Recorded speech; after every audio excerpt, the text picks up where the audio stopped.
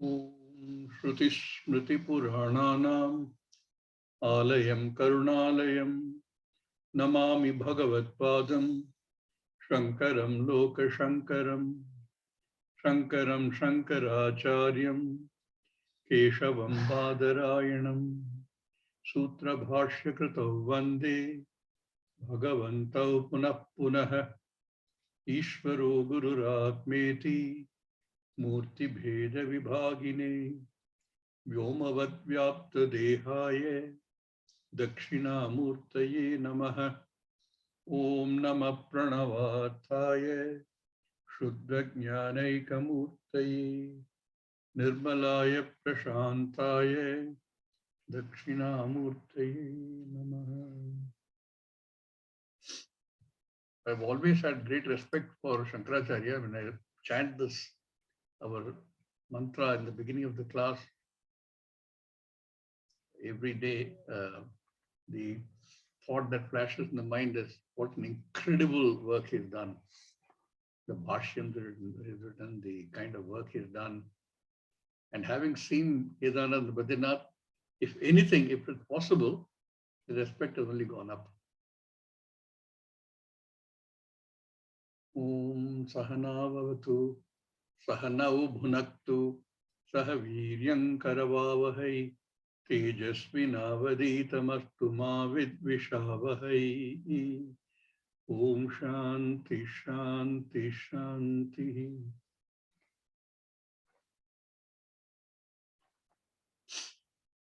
We last finished the first 32 verses of Dṛg-dṛśya-viveka.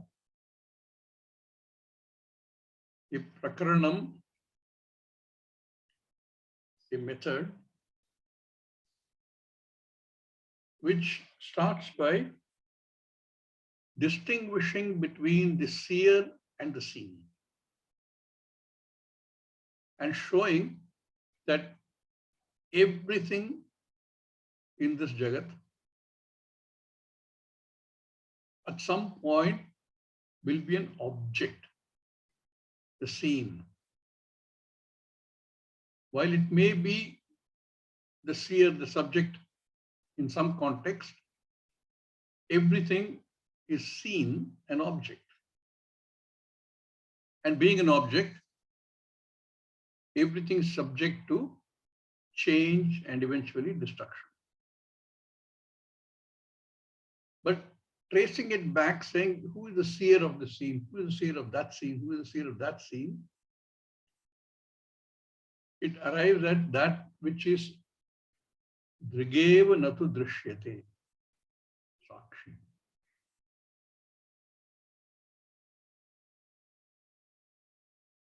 And then I address the question of saying, if that is Dṛk, the Sakshi,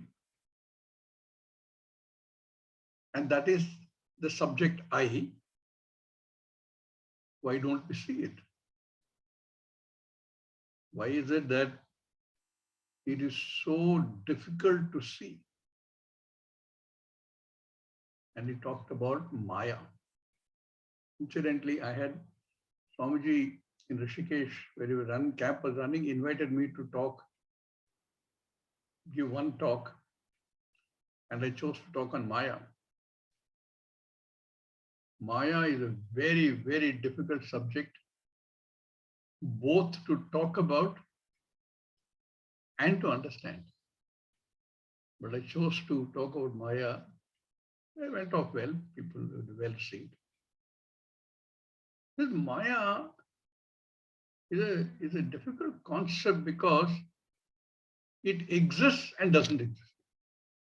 Now, that's a very unusual thing for us, for our brain to grasp, that something which is existent and yet non-existent, something which can never be called, classified as real, as existent, as is, and yet something which cannot be dismissed, saying this doesn't exist. It's a very difficult concept to understand. But Shastra uses this to bring out the reality of this Jagat. Maya is postulated as that Shakti which has two different kinds of powers. Avarana Shakti and Vikshepa Shakti. Because of this power, Avarana is covering. It covers this knowledge, which has been discussed in the first few verses of this prakarana, and gives us a false notion. So it is Maya which misdirects us, and we fall easily into its trap and cannot assimilate that there can be only one reality, one Satyam, and that Satyam has to be the subject I. And that Satyam has to be totally unchanging, has to be not limited by Desha Kala Vastu. Desha Kala Vastu Anavachinna, Aparichinna. Not dependent on Desha, not dependent on Kala, not dependent on any Vastu. Because all of them are created. Created in quotes always. And for us to imagine something which is outside of the space-time continuum is something which is very difficult, so easily get fooled by Maya into assuming that the I, the subject, is also subject to limitations. So he went through all these powers of Maya. Shakti Dvayam, Avarana Shakti and Vikshepa Shakti, misdirection, wrong projections. And then he went on to talk about how do we get rid of this? Because you have to get rid of this misdirection in order to arrive at the truth of the self.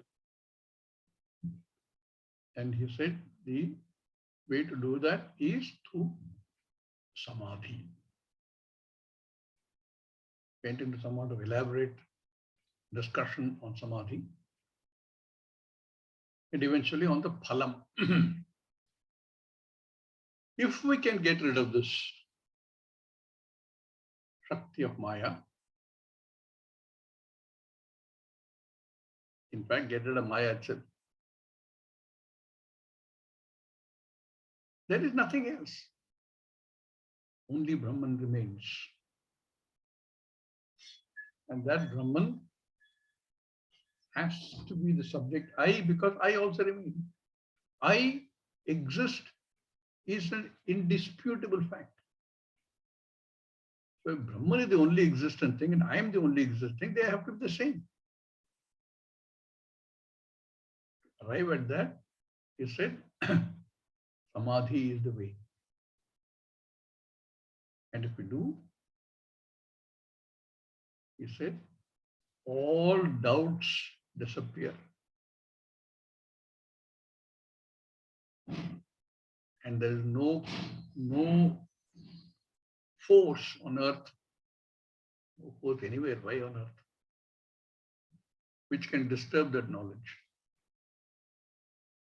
of I being Purnaha, Brahman. With that, clearly everything is complete. Upadesha is complete. We don't need to do anything else. But this is not easy.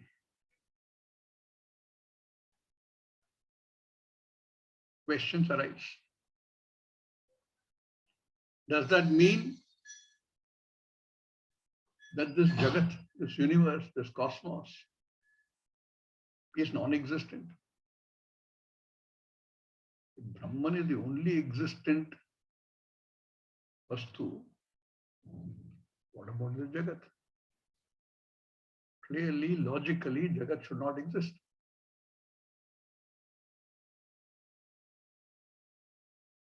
We have to understand that. We have to clarify it in our own minds before we can get the aparoksha jnanam of Brahman. We have to understand the nature of the Jagat. If you dismiss the Jagat saying there's only Brahman, again the mind doesn't accept. How can I say Brahman? The Jagat is not there. I am there, no? Yes. All the pain and the pleasure in the Jagat is there, no? Yes. All the karma is there, karma phala is there, yes. How can you say Jagat is non-existent? I did not say Jagat is non-existent. I only said only Brahman exists. So you mean then therefore Jagat is existent? No, I didn't say Jagat is existent. Then how do you understand Jagat? Maya exists and doesn't exist. The whole Jagat comes from Maya and therefore has the same property of existing and not existing.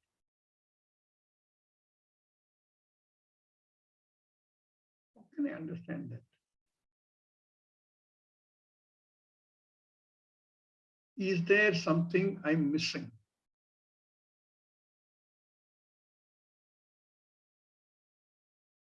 And what about the Jiva? What is the Jiva? So far, I have been contending that I am whatever is available within this Sharira. Now, after having studied all this, I have questions about the Sharira itself. Is the Sharira real? Or is it non-existent? I can neither accept Sharira as being real because it is subject to destruction. Anything which is real and existent has to remain. And yet, I can't dismiss the Sharira. It is there. If we go on a horseback to Kedarnath and back, every part of the Sharira hurts. The pain is real. How can you say the Sharira is not real?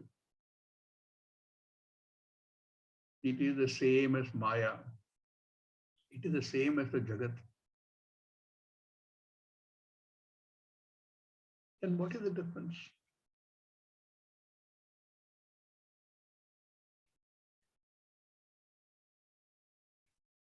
Who created this Jagat? We say Ishvara created this Jagat. Ishvara is Jagat Karana.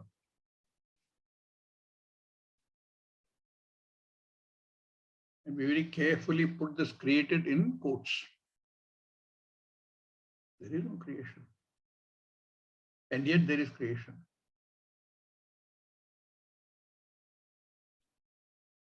What we see, what we experience, what we transact in is Jagat, where we do Vyavahara, is called Vyavaharika Jagat.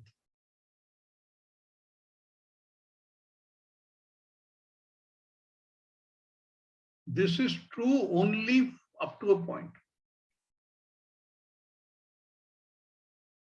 What all does this Vyavaharika Jagat include?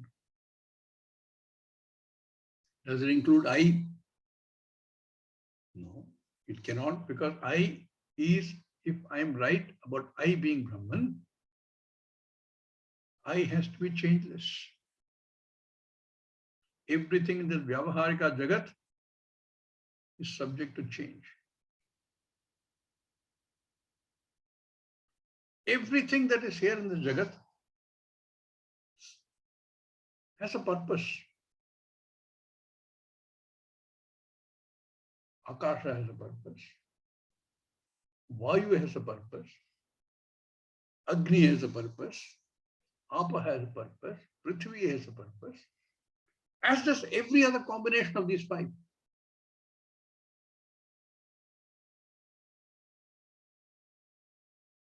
And with that purpose in mind, and knowing the form of these, we give them a name. In that is also my Sharira. My Sharira has a purpose. My Sukshma Sharira has a purpose.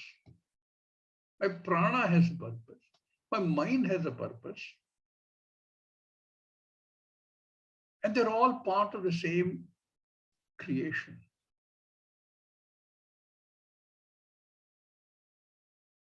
Creation, Srishti.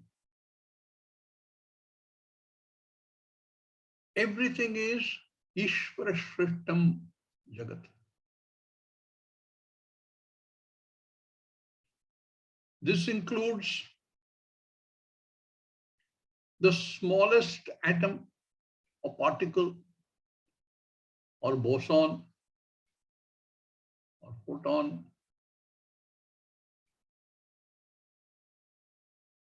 and the largest mountains. We only can go up to mountain, but can you stretch it further? The largest galaxies, all of which is contained in space, therefore the largest space.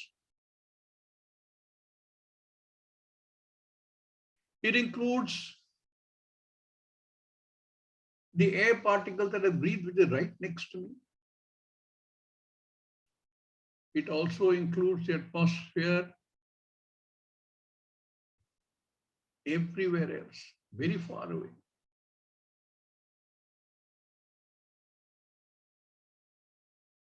It includes all the sentient and insentient things. The smallest microbe to the largest sentient things we know, whether it's a whale or a whatever else we know.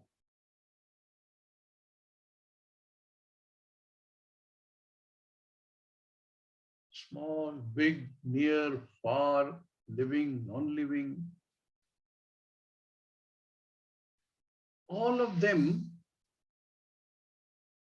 are part of this Jagat which has been created by Ishvara. Moving, non-moving, charachara.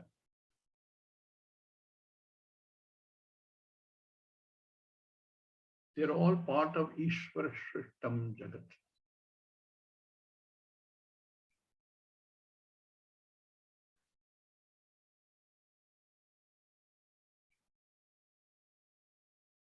And everything has an order.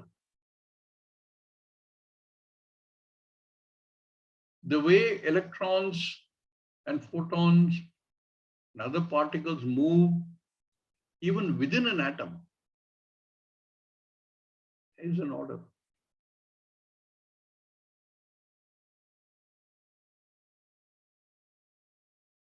There is a psychological order. There is a physiological order. There is an order in everything. There's a chemical order, a physical order, a mathematical order, a cosmic order. And they all work in absolute unison.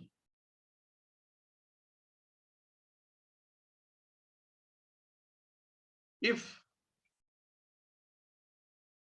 the earth were to stutter in its rotation, Can you imagine what will happen?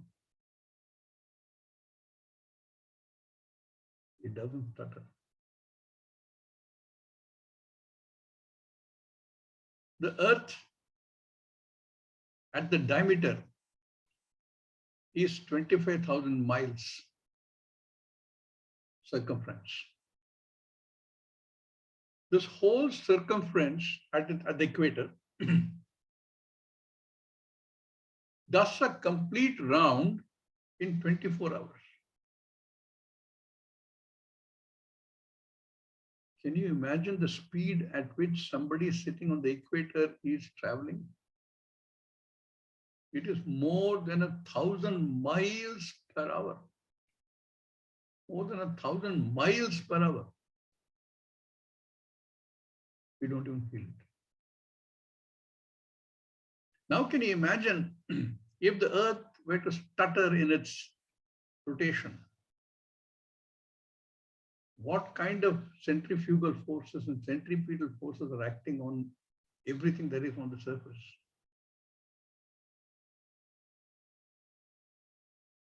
Everything will probably get hurled into space.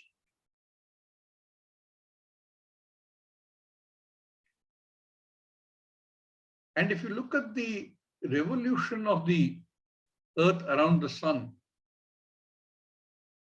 I think it's moving something like 8,000 miles an hour. We don't feel it. And then there are so many other planets going around the sun. And they move in perfect unison. Not one small deviation. At that kind of speeds, with that kind of mass, can you imagine what will happen if there were to be a little variation?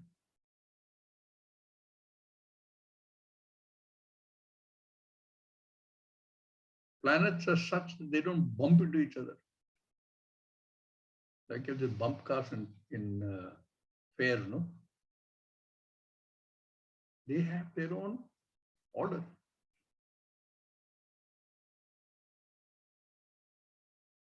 Everything here is an order. Swamiji, what about when you have disorder, like your tsunami? That is also part of the order. This order with which the entire Jagat operates, like it's starting from within the atom, or even smaller, through to the cosmic order, via all the physiological, psychological, and other orders, including the order of karma, is what Ishvara is. This Jagat, called Vyavaharika, is Ishvara Shrishtam.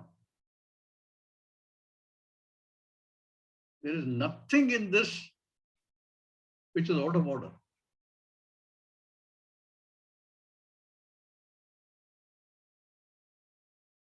But within this Vyavaharika system,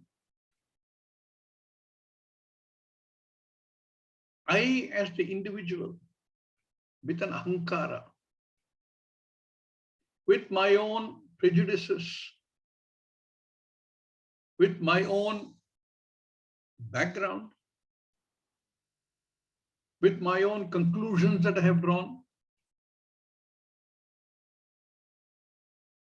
I view the whole phenomena, every phenomena, including other jivas, in a specific, particular way. Another person with his or her own background and education and social milieu and family and national and religious may view it differently. The same Ishvara system within the Ishvara system.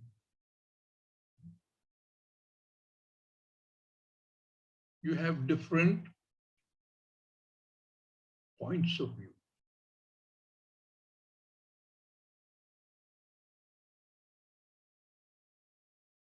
This individual subjective points of view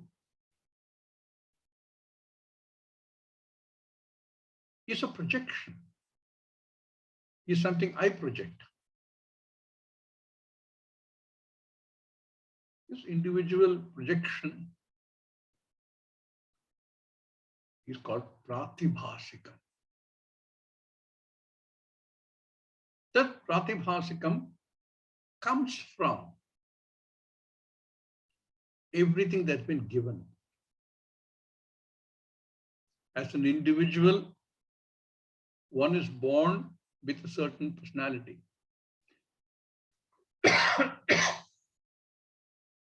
That is given. And because it is given, it is also part of Ishvara's order, part of Vyavaharika. Then the exposure one has in childhood. When we are born totally ignorant, totally unable to take care of oneself, dependent upon the parents immediately and others who care for this individual, who will bring in their own prejudices, their own individual objections, which become building blocks also for the future projections of this individual. Then school, companions in school, neighborhood, the society, the religion, the nation, all those will influence the individual's projection. So you have a variety of projections creating another point of view called pratibhasikam. But if we think a little about it, every pratibhasikam perspective is also part of Ishvara's order.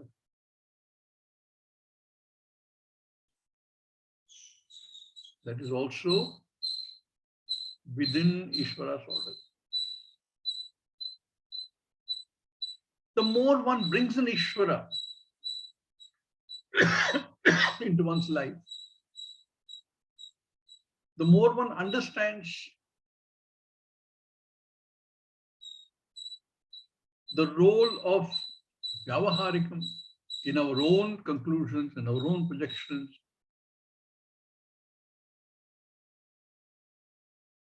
then it is much easier to deal with what may be termed mistakes.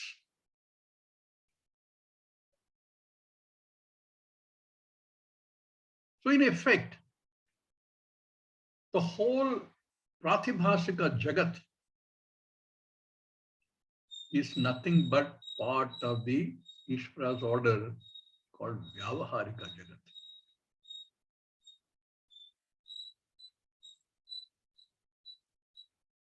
It is like the kind of projection that you get in dream.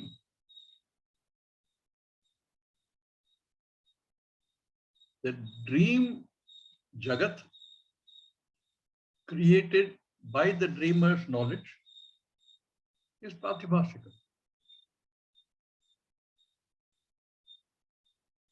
When the dreamer, the whole Jagat is there. In that he may be a very rich man.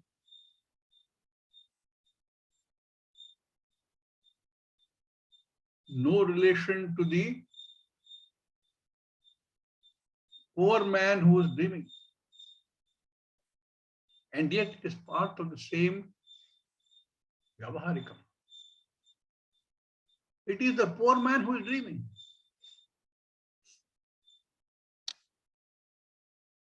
He dreams he is a very rich man.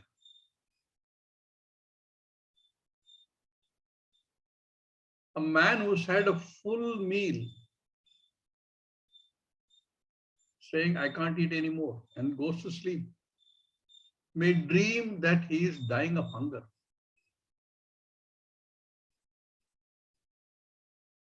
Like King Janaka. King Janaka once dreamt that he was begging on the streets.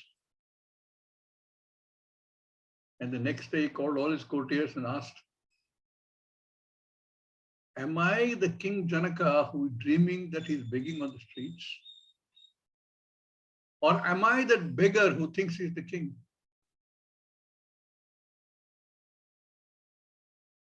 That gave birth to a whole text called Ashtavakra Gita.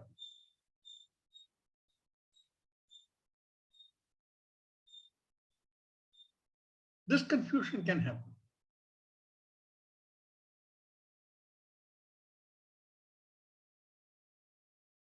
The fact is, both Vyavaharika and Pratibhasika belong to the same order of reality. If you want, one is a reality within another reality. But they both belong to an order of reality which is not the truth, which is not Satyam.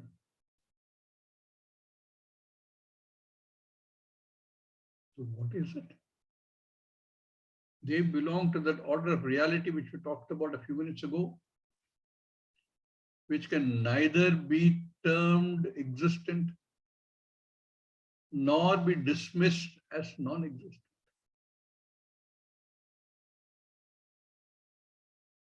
They are both called Mithya.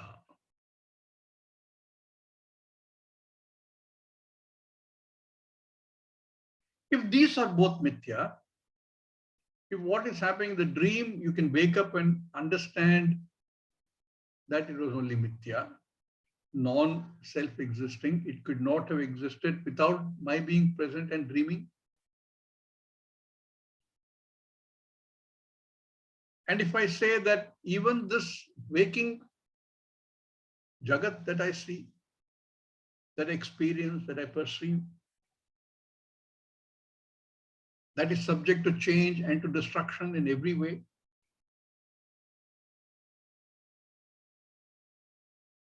can that also at some point be seen as non-self-existing? No, Swami G, this is real. I can sense it, I can see it, I can feel it.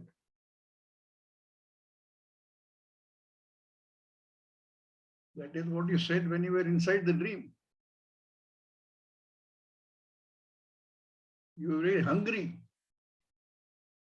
After having had a full meal and gone to sleep, you dreamt that you were very hungry, you were dying of hunger.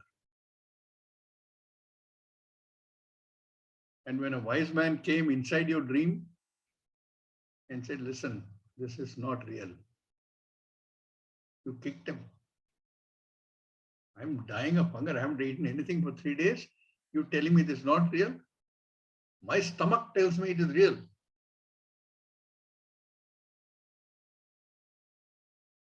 But when you wake up and understand what that wise man was trying to say,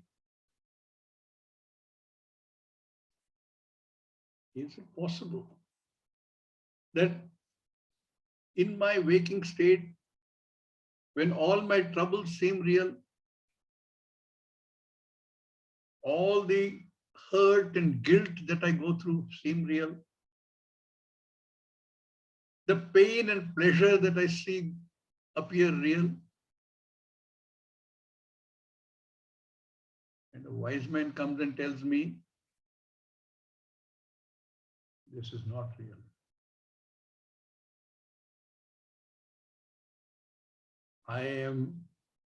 My tendency is to dismiss him. You don't know what you're talking about. You don't know where the shoe pinches. I am the sufferer. I know what's going on. Don't tell me this is not real.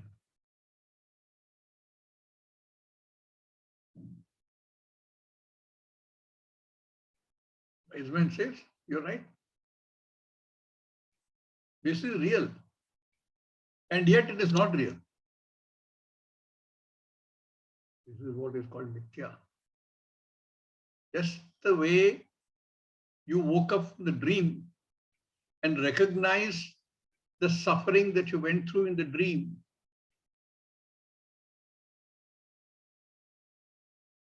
Is not real, seen from the perspective of the waking person. Is there another perspective? Is there another view to which I will wake up one day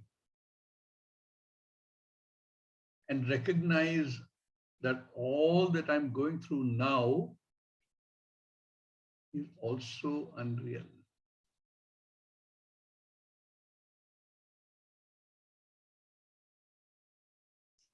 If the entire Vyavaharika Jagat, which is my waking Jagat, including my sleeping Jagat, as well as the sleeping Jagat, are Mithya, what is Satyam?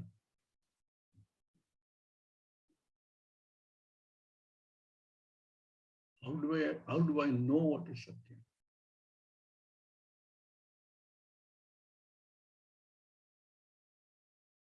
Who is going to tell me what is Satyam? Because everybody I encounter are all in the same Vyavaharika Jagat. So who is going to tell me? And they're all going through exactly the same thing that I'm going through. To a larger or smaller extent, they're going through exactly the same thing.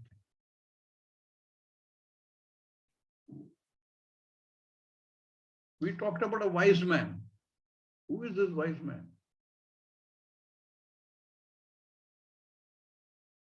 One who has been to his guru, who is a wise man, and who has explained to him using the words of the Shastra what is real and what is not real.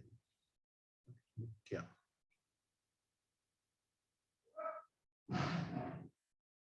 There is only one source, one pramana. Words of the Shastra as unfolded by somebody who has already understood, whom we call a guru. How did he know? He is also in the same Vyavaharika Jagat. But he has woken up to the fact that the Vyavaharika Jagat is also subject to the same changes that the Swapna Jagat is subject to. Because he had the punya to find a guru who was able to unfold the words of the Shastra and explain to him. Who in turn had his own guru, who in turn had his own guru or her own guru. Who explained to them that there can be only one Satyam. That Satyam has to be Purnaha. If it has to be Purnaha, unlimited, unconstrained by space, time or vastu, then there cannot be two.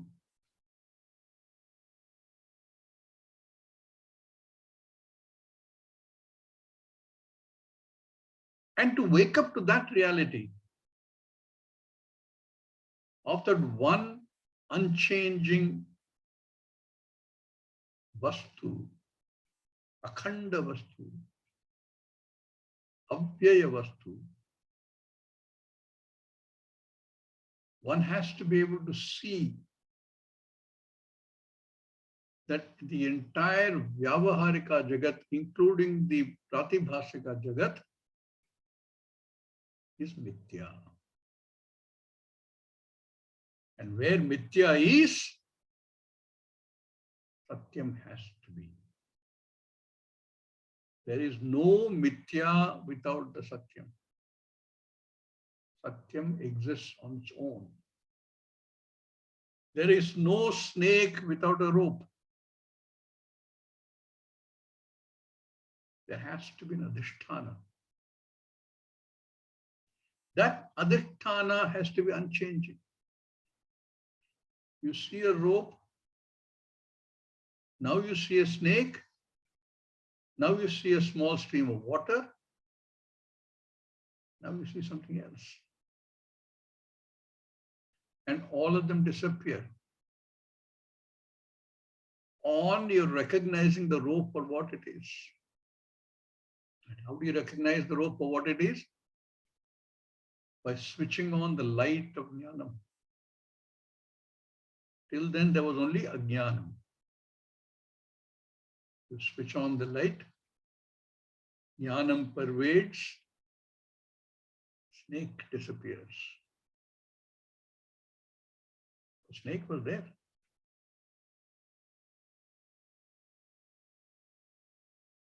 Snake doesn't go away. Snake becomes understood. Mithyatvam becomes understood. And understood as dependent on Satyam.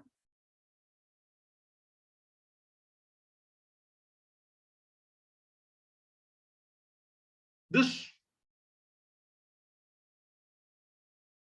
view is called Paramarthika Satyam. Now we have a huge background. A dream Jagat, a waking Jagat, and the Paramarthika Jagat, from which seen both Vyavaharika and Pratibhasika Jagat are known to be only Mithya.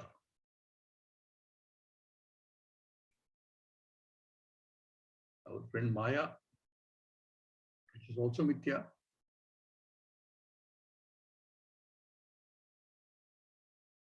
appears to create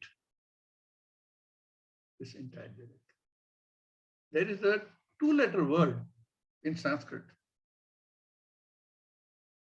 which describes all of these things. It's called Iva. As though. There is no creation. As though creation. Shrishti Iva. Just like the creation of the dream prapancham. All real till you understand Iva.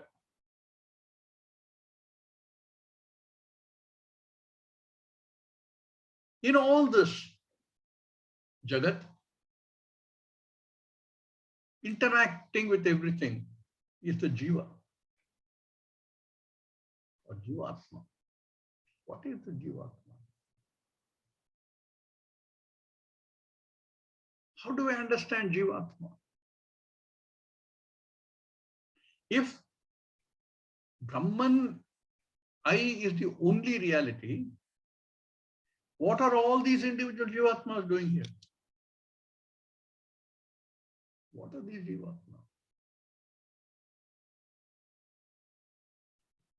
They are also interacting with this Jagat, Vyavaharika Jagat. How can one understand this Jiva? So in this section, in this Prakarana, With this background, the author goes into the question of what is the jiva? We saw some of it earlier in the previous verses, in the previous prakarana. We will take it off from there and continue to look at the nature of the jiva and how one understands jivatvam. We'll do that tomorrow.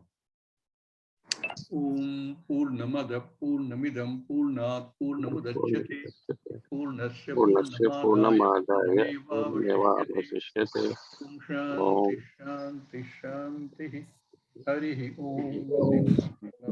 Gurubhyo Namaha. Harihi Om.